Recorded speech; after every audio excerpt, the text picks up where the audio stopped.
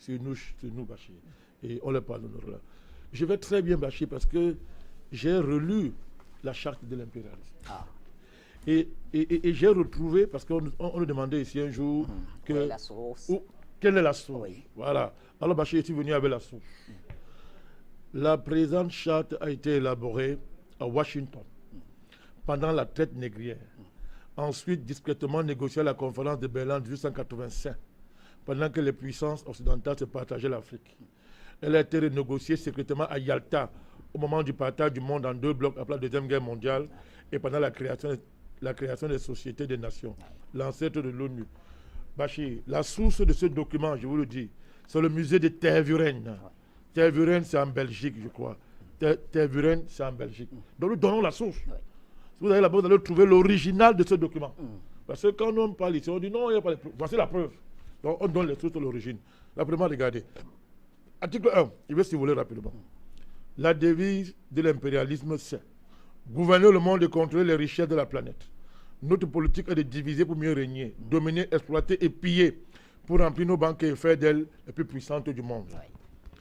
Article 2 de la charte. Aucun pays du tiers-monde ne constitue un État souverain et indépendant. Article 3. Tout pouvoir dans le tiers-monde émane de nous.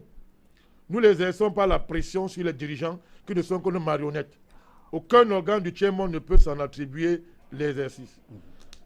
Tous les pays du tiers-monde sont divisibles et leurs frontières déplaçables selon notre volonté.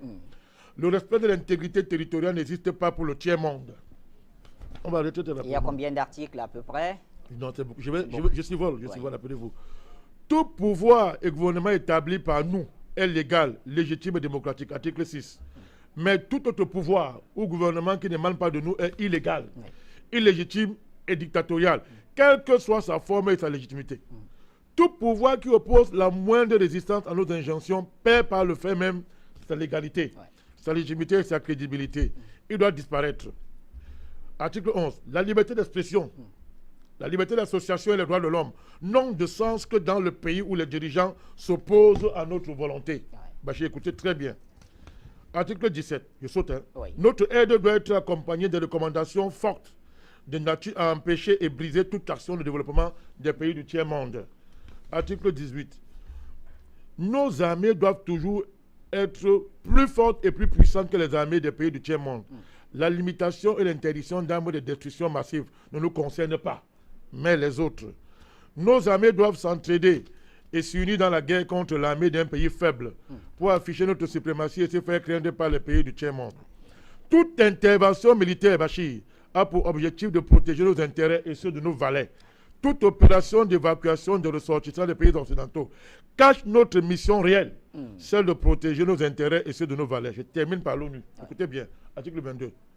L'ONU est notre instrument. Nous devons l'utiliser contre nos ennemis et les pays du tiers-monde pour protéger nos intérêts. Article 23. Notre objectif est de déstabiliser et détruire les régimes qui nous sont hostiles et installer nos marionnettes sous la protection de nos militaires, sous la couverture des mandats des forces de l'ONU. M. Bachir, dites bien, les résolutions de l'ONU sont des tests qui nous donnent le droit et les moyens de frapper, de tuer et de détruire les pays dont les dirigeants et les peuples qui refusent de se soumettre à nos injonctions sous la couverture des résolutions du Conseil de sécurité de l'ONU. Mon cher Bachir, je termine par là. Notre devoir, article 25, est de maintenir l'Afrique et d'autres pays du monde dans le sous-développement. Installer la misère, la division, les guerres, le chaos pour les dominer, les exploiter et les piller, ouvrez vos oreilles, à travers les missions des Nations Unies, mon cher Bachir. Et notre règle d'or, article 26, est la liquidation physique des leaders et dirigeants nationalistes du tiers-monde.